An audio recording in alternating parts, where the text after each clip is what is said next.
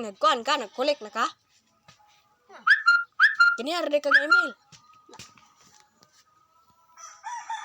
So what's up guys? Karon mag-email tayo. Kauban natin si Kuan Kasaan ngayon guys kasi nag-ilis man siya ng pangalan guys. Sa una guys kay Sugad man yun guys ha. Karon guys kay Kuan man ron Kasaan man guys. Kasaan mang spelling guys. Ya ilang pagbasa guys Kasan. So iwan ko na lang. Dumsi online. 32 star. Gi. Ayaw na ay basing ko na kaya offline rin online na pero Kuan as scatter. Nasa scatter pre ba?